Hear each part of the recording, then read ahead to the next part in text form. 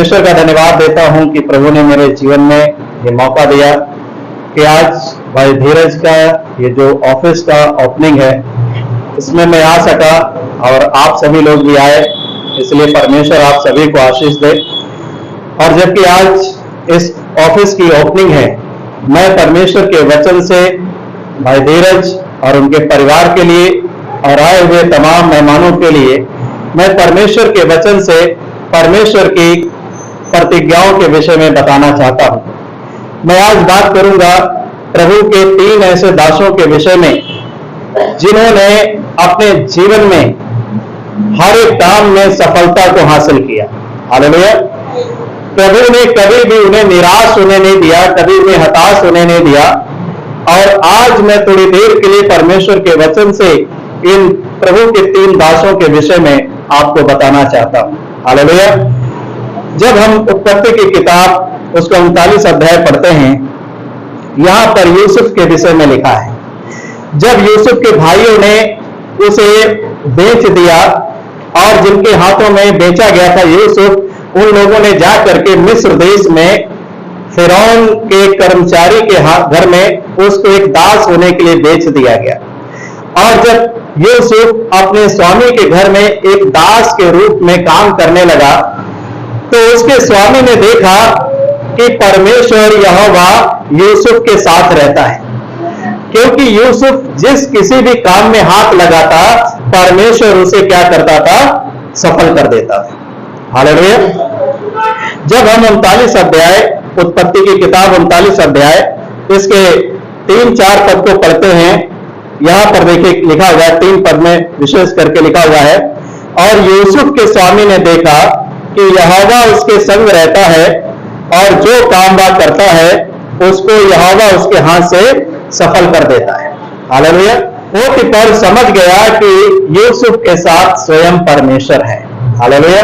और इसलिए यूसुफ को उसके स्वामी ने क्या किया, प्रसन्न होकर के यूसुफ के हाथों में अपने घर की सारी संपत्ति को सौंप दिया।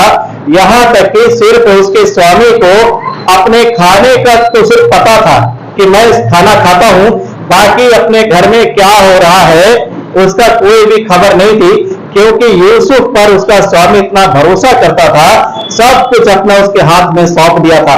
और यूसुफ बड़े ईमानदारी से, बड़ी वफादारी से अपने स्वामी के घर में रहते हुए अपने स्वामी के कार्य को किया करता था। और परमेश्वर उसके द्वारा जिस काम में हाथ लगाता था यूसुफ सफल कर देता था, और उसके स्वामी पोतीफर के घर में उन्नति होती चली जाती थी।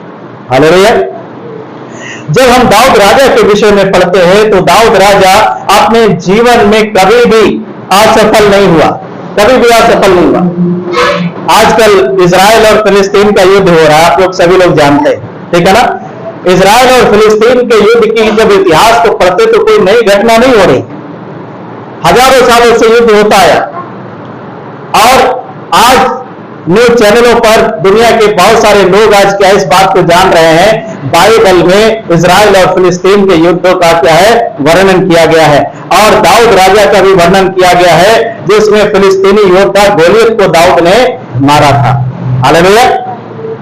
तो हम जब दाऊद राजा के जीवन को देखते हैं, जब वो चरवाहा था परमेश्वर ने उसको बुला करके क्या किया, इस्राएल देश का राजा बनाया। हालेलुया।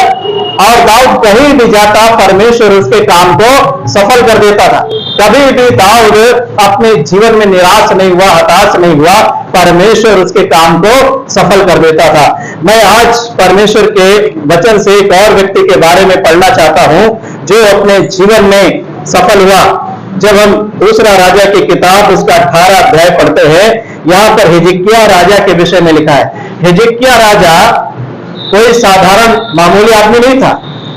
अपने जमाने का आज से 3000 साल पहले हिजकिय्याह राजा एक अपने जमाने का आर्किटेक्चर इंजीनियर था।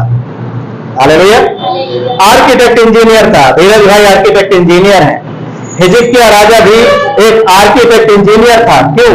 जब हम परमेश्वर के वचन को पढ़ते हैं तो हमें पता लगता है कि जब हिजकिय्याह राजा बना तो उसने देखा कि उसके नगर में, उसके महल में पानी की कमी है, और उसने अपने सेवकों को आज्ञा दिया कि पानी का इंतजाम करे तो वो पता लगा कि एक सोता उसके महल से थोड़ा सा ऊंचाई के स्थान पर एक पानी का बहता हुआ सोता है, झरना है।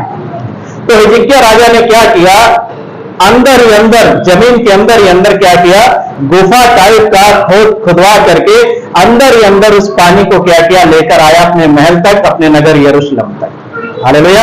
अभी 2015 के अखबार में, अमर उजाला के अखबार में ये न्यूज छपी थी कि इस्राएली सरकार को क्या एक पानी का सोता जो है, बहता हुआ पानी मिला है, ठीक है ना। इसलिए वो जो पानी जो बहता हुआ सोता मिला, तो इस्राएली सरकार के हाथ में एक खजाना लग गया।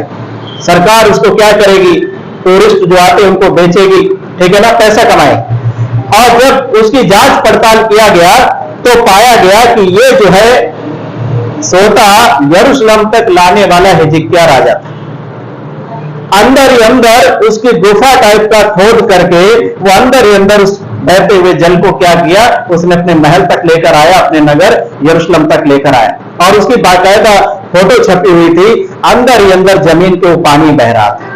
Hallelujah, hallelujah.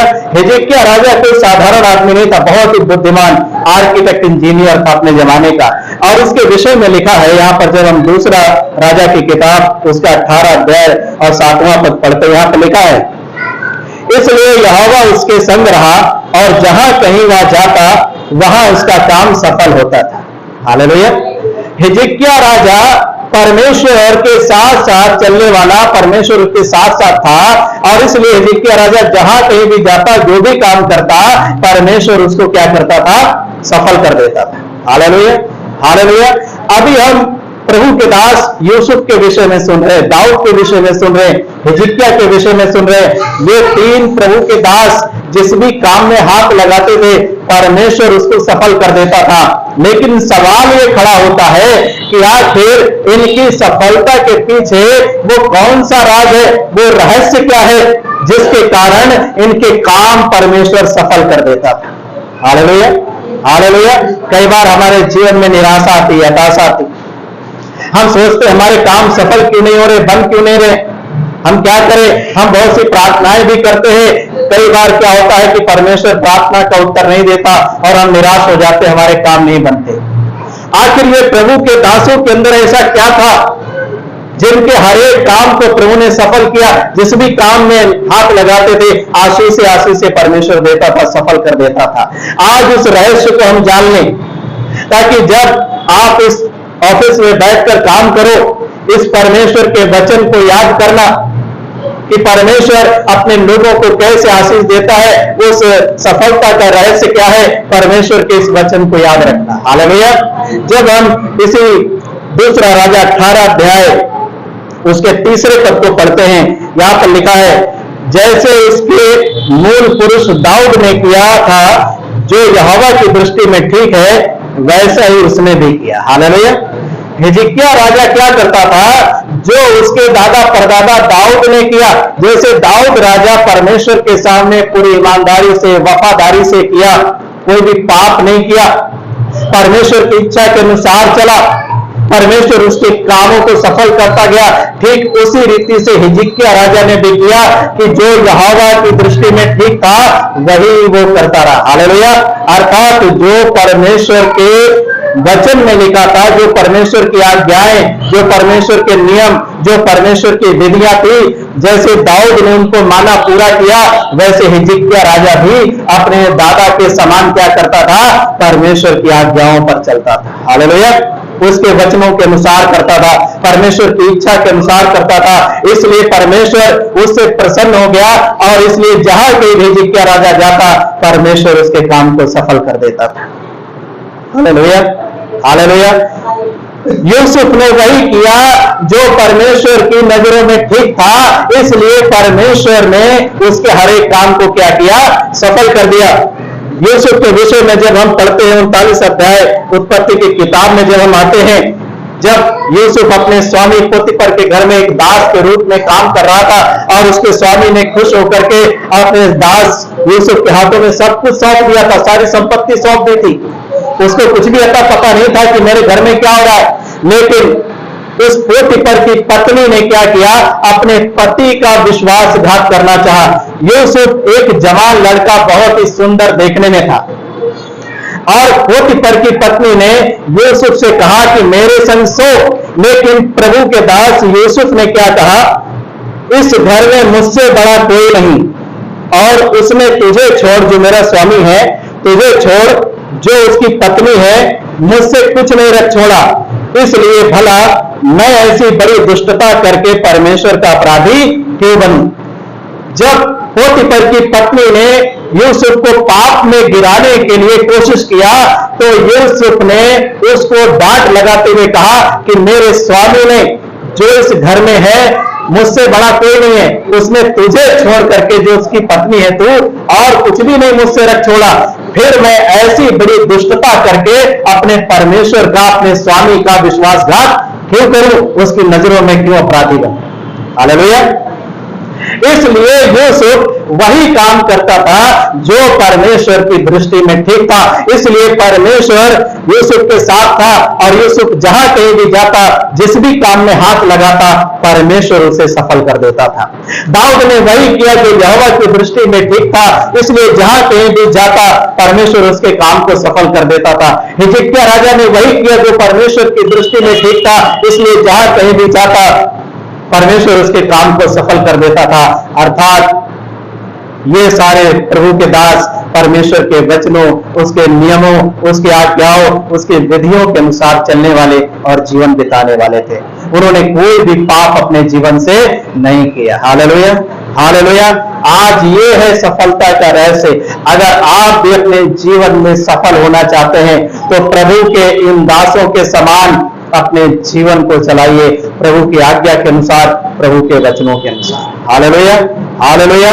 जबकि आज इस ऑफिस की ओपनिंग है, मैं परमेश्वर की इस प्रतिज्ञा के द्वारा आपको आशीषित करना चाहता हूं। परमेश्वर आपके घराने को, आपके इस परिवार को, आपके इस ऑफिस को, इस कार्य को इस वचन के द्वारा आशीषित करे।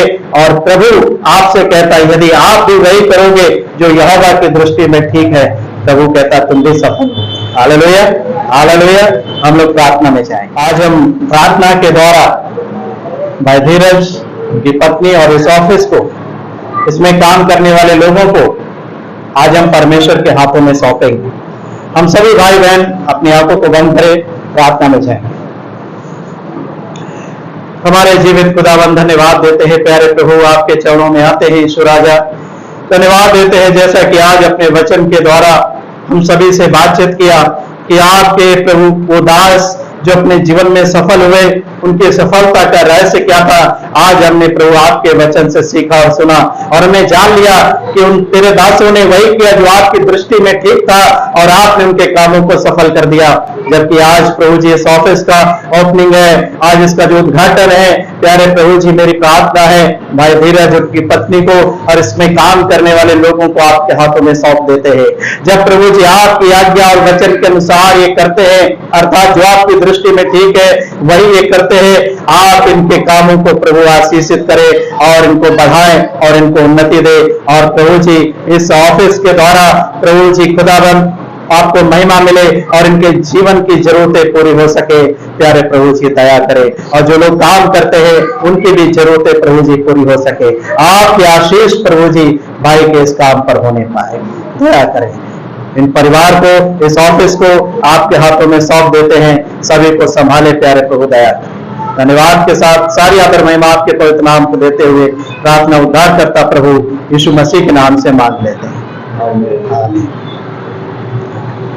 ठीक है, बहुत बहुत मुबारक आपको।